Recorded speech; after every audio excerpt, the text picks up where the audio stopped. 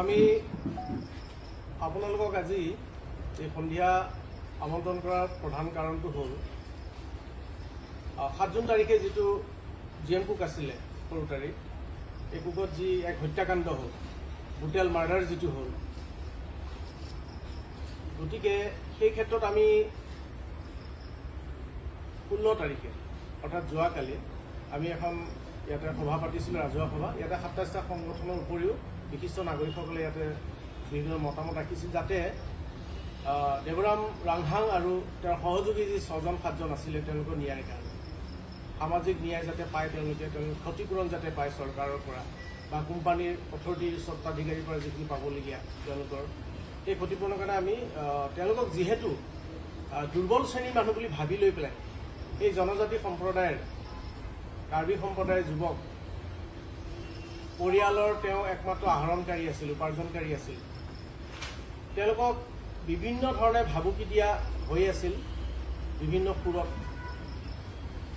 গতিকে আমি তেওঁলোকক ন্যায় প্ৰদানৰ কাৰণে যি 27টা দফাত লগ লাগি যোৱাকালি সভাখন হৈ যোৱাত আমি 27টা সংগঠনৰ প্ৰতিনিধি আমি নিৰ্বাচিত কৰি দিছিলে ৰাইজে আৰু এখন কোৰ্ডিনেশ্যন কমিটি বনাই দিছিলে 27টা সংগঠনৰ পৰা তেওঁলোকৰ সভাপতি সম্পাদকক লৈ আৰু তেওঁলোকৰ সদস্যসকলক লৈ আৰু তেওঁলোকক কৰ্তৃত্ব প্ৰদান কৰা হৈছিল তেওঁলোকক কৰ্তৃত্ব দিয়া হৈছিল ৰাইজৰ ফালৰ পৰা যে দে হেড বিন ভেষ্টেড যে সেই ন্যায় প্ৰগ্ৰাম মানে কাৰ্যকৰী কৰাৰ কাৰণে যিখিনি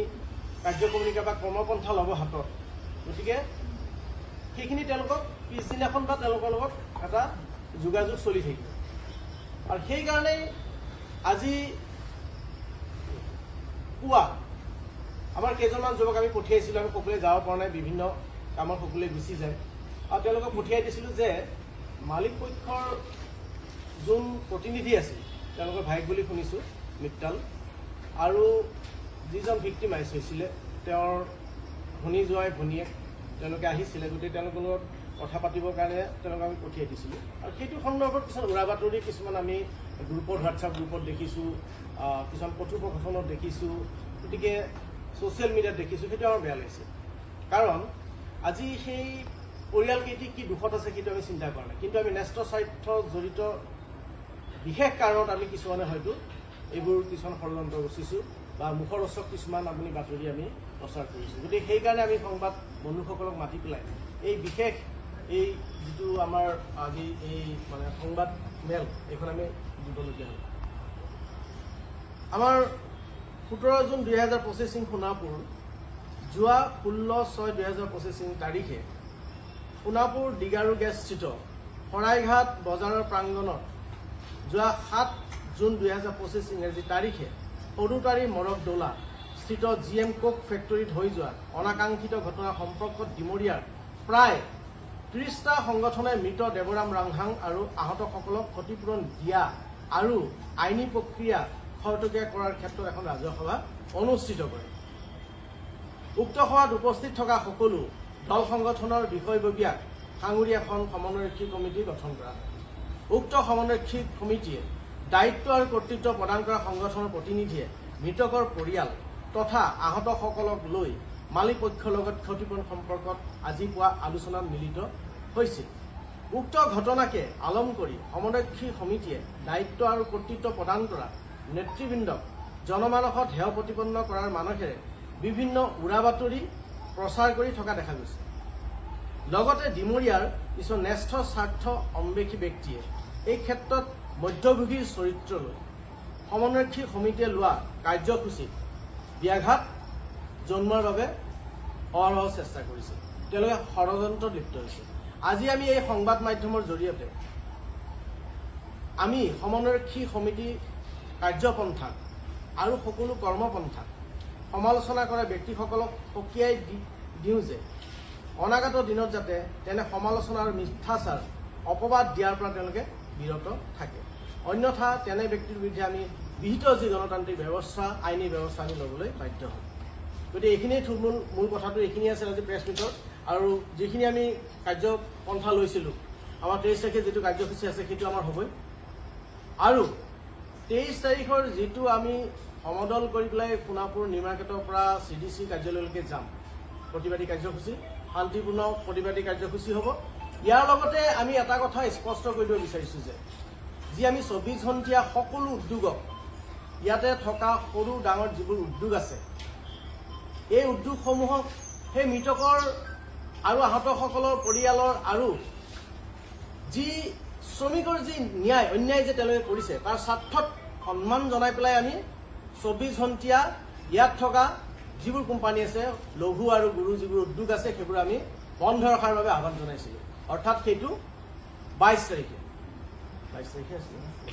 25 তাৰিখে এইটো কাৰ্যসূচী লোৱা হৈছিলে গতিকে এই দুটা কাৰ্যসূচী fixed definite this is the crystal clear আমি এইখিনি গোটেই পালন কৰিম 23 তাৰিখৰ কাৰ্যসূচীটো হ'ব তাৰপিছত 25 তাৰিখে উদ্যোগসমূহৰ মালিক কৰ্তৃপক্ষ সকলোকে যিবোৰ অথৰিটি আছে তেওঁলোকক আৰু যিবোৰ এজেঞ্চি আছে তাৰ লগত জড়িত ট্ৰেন্সপৰ্টাৰ হওক যিমানবোৰ আছে তাৰ দোকান পোহাৰ সকলোকে আমি এই মৃতকৰ পৰিয়াল আৰু আহতসকলৰ সন্মানাৰ্থে শ্ৰমিকসকলৰ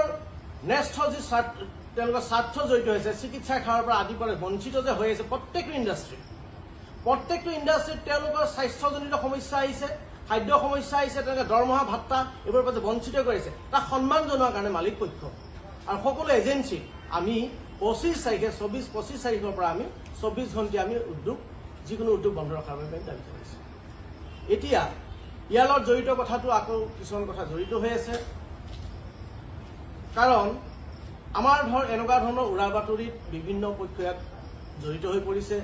গতিকে তেওঁলোকৰ স্বাৰ্থ কি আমি নাজানো কিন্তু আমি এটা কথা আমি চিন্তা কৰিব লাগিব কাৰণ এটা এইটো আৱেগিক কথা এটা মানৱীয়তাৰ কথা পৰিয়ালটো কেনেকৈ চলি আছে সেইটোত আপোনালোকে গুৰুত্ব দিয়ক আমি সকলোৱে এক হৈ পেলাই তেওঁলোকৰ ক্ষতিপূৰণটো আমি উচিত যিটো ক্ষতিপূৰণ কাৰণ 10 কোটি টকা 100 কোটি টকা দিলেও এটা প্ৰাণ আমি ঘূৰাই নাপাওঁ কোনেও দিব নাই যাৰ ঘৰত ঘটিছে যাৰ হৈছে তেওঁলোকে গম পাইছে তেওঁলোকে সৰু সৰু কণমানি সন্তানে গম পাইছে কম বয়সতে আজি এগৰাকী যুৱতী আজি বিধৱা হ'বলগীয়া হৈছে গতিকে এইখিনি কথা লক্ষ্য কৰি পেলাই সকলোৱে যাতে এই ক্ষেত্ৰত আত্মিকতা প্ৰকাশ কৰি পেলাই মানৱীয়তা দৃষ্টিভংগীৰে যে গোটেইবোৰ বস্তু চালি জাৰি চাই এনেই আমি ফেচবুকত বা হোৱাটছএপত কিবা এটা সাধাৰণভাৱে লিখি দিয়াটো ডাঙৰ কথা নহয় কিন্তু তাৰপিছত পৰ্যালোচনা কৰাৰ কাৰণে বহুখিনি তাতে বাট ৰৈ যায় গতিকে আমি এজন মহাজ্ঞানী দেখুৱাই পেলাই এজন সাহিত্যিক হৈ পেলাই এজন ডাঙৰ বুদ্ধিজীৱী হৈ পেলাই এটা হোৱাটছআপ গ্ৰুপত এটা ছ'চিয়েল মিডিয়াত প্ৰচাৰ কৰি দিয়াটো ডাঙৰ কথা নহয় তাৰপিছত সেই মানুহজনৰ ওপৰত কি ভাৰটো পৰে বা সেই কাম কৰি থকা মানুহকেইজন যুৱককেইজনৰ ওপৰত কেনেকুৱা ধৰণৰ মানসিক অশান্তি হয় তাই ৰাইজে কেনেধৰণৰ তেওঁলোকক দৃষ্টিৰে চাই সেইটো চাব লাগিব কাৰণ এটা মহান এটা অংগীকাৰ লৈ পেলাই এই কোঅৰ্ডিনেশ্যন কমিশ্যন গঠন কৰি পেলাই আমি তেওঁলোকক পঠিয়াইছোঁ কাৰণ গোটেইবোৰ আমি 100-200 মানুহে গোট খাইছিলোঁ গোটেইখিনি মানুহলৈ যাবৰ কাৰণে আমি অসম্ভৱ গতিকে আমি দায়িত্ব দিছিলোঁ 10-12জন যুৱকক তেওঁলোকেই গৈছিলে গতিকে এইটো ক্ষেত্ৰত ৰাইজে মানে এইখিনি খোলাচা কৰি দিছোঁ যাতে ইয়াৰ ক্ষেত্ৰত যাতে ভ্ৰান্ত ধাৰণা এটা লৈ থাকিব নালাগে গতিকে সকলোৱে সত্য হৈ পেলাই সত্য বদ্ধপৰিকৰ সত্যটো উদঘাটন কৰি পেলাই তেওঁলোকক আমি ন্যায় প্ৰদান কৰিম বাকীখিনি আমাৰ সভাপতি আছে নাগৰিক সুৰক্ষা কমিটি আৰু তেখেতৰ সমৰক্ষী সমিতিত আছে সদস্য হিচাপে তেখেতক আমি মন্তব্য